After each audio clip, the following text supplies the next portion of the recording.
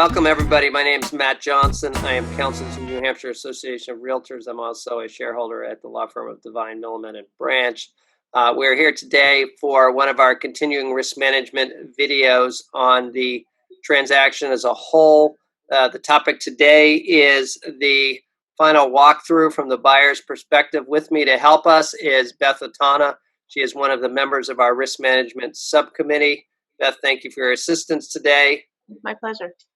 So let me start off at the level. Here's my question for you, which is by the time we get to the final walkthrough, the buyers and the sellers can kind of be pretty wound up at this point. It's a stressful situation. Have you found anything in your practice to help comfort the buyers or help them get through this phase and get all the way to closing and get the deal done? Sure. That's a great question, Matt, especially when people are selling and buying, they're packing and, the stress is high. I try and celebrate at that point. I mean, there's a lot of excitement there and hopefully we can channel it into something positive. And if we've everyone's done their job throughout the process and taken care of all the pitfalls that may have arisen, it's, just try and be excited about it and accommodate whatever's going on with them, kind of hear what their concerns are.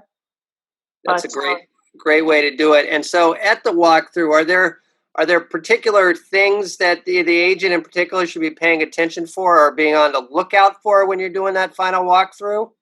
Sure, that's the key question, I think, and what can determine the success or failure of that walkthrough and the tone of the whole process. So, in our practice, if anything has come up during the process, and say the seller's making repairs, try and have those receipts and everything, invoices to the buyer long before the walkthrough, and then to bring maybe a paper copy for them so they have it for their records. But just trying to anticipate on the realtor and anything that might be a problem.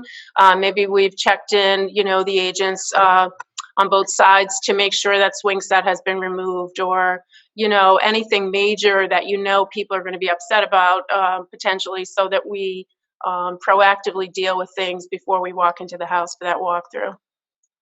Great. And so the one I know, staying on that topic for a moment, I know one of the hot button issues, which always amazes me, but it is what it is fuel proration. So do you have any suggestions or tips about how to maybe make that less of an issue? What do you do?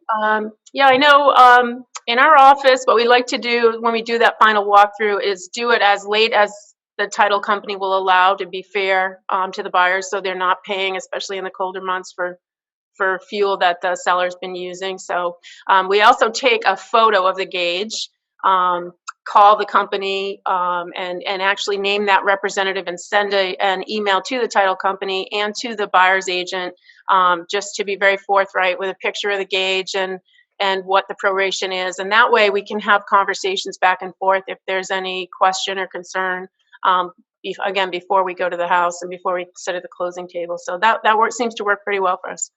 That's a great suggestion. Anything to take away from issues at the closing statement. And on that front, so the other question or the other topic that comes up often is, what should the buyer's agent be looking at the closing statement? Before the closing, what do you think on that topic? Yes, I agree with you, Matt. I think that's real important. Checking make sure the sales price is right, the deposit's right, any concessions are on there, and checking commission and those things too. Those are conversations that are so much easier and more comfortable to have prior to being at the table. I think it's more professional to be doing those things. It takes just a couple minutes, and that way, if title, they're real busy right now. If there are some issues, they're working remotely and they've missed a water proration or something, we're able to deal with that before we get to the table. I think that's in everybody's best interest.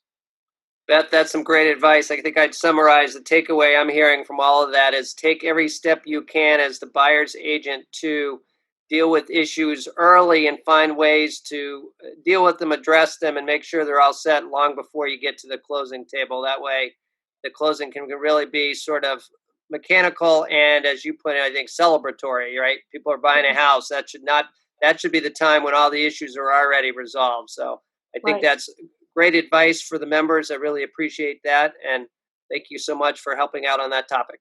My pleasure, Matt. Thank you for having me.